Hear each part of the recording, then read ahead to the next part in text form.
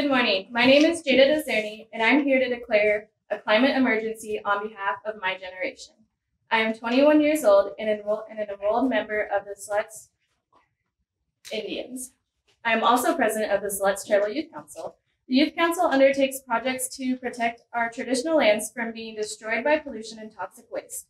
I'm also vice president of the Native Indigenous Student Union at Willamette University, where I'm a junior. I grew up in rural Oregon on land that was traditional home of the California Indians. Today, it's a small town called Brownsville, outside of Albany, with about 1,800 people. We are most famous for a movie that came out before I was born, Stand By Me, was filmed there. And long before I was born, scientists warned our elected leaders a climate crisis was coming, and those leaders have done almost nothing to stop it. Now our state is feeling the impacts of climate change. My people have self-sustained by traditional foods our entire history. It hasn't been until recently that we have had such a decline of salmon in our rivers. The causes can be directly linked to climate change and pollution in our Siletz River. Our traditional way of life and culture is in danger. It makes me so angry to hear people being lied to by politicians who deny the climate crisis is happening. It's caused by us to be divided instead of all working together for solutions. Polluting industries say things to scare people, like they'll lose their jobs or everything will be so expensive if we take climate action, when that hasn't been true in other places.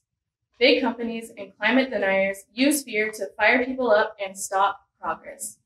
The only opportunities for a lot of people growing up where I did is to work in logging or farming. Yet those jobs are becoming harder to depend on, both because of global economic pressures and also the climate crisis. If we continue seeing warning, drought and wildfires get worse and worse, families won't be able to survive on this. That gives me some hope. What gives me some hope is the solution to climate crisis is a clean energy transition, which means a lot of opportunities for well-paying jobs for people who work in construction, engineering, electricity, and more. It's fixing up buildings and homes to use energy more efficiently to lower people's bills, which will help a lot of families and cut down the climate pollution.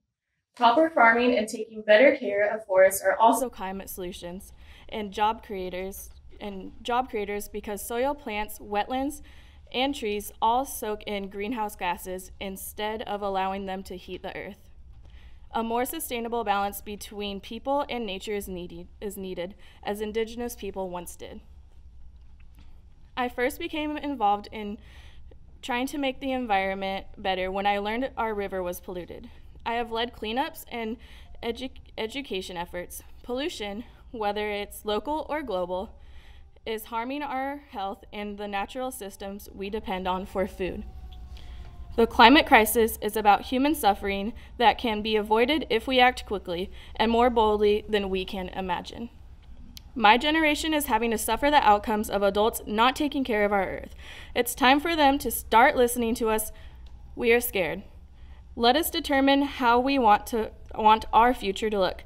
Make the important decision and take the big actions to hold polluters accountable and give our generation a healthy world.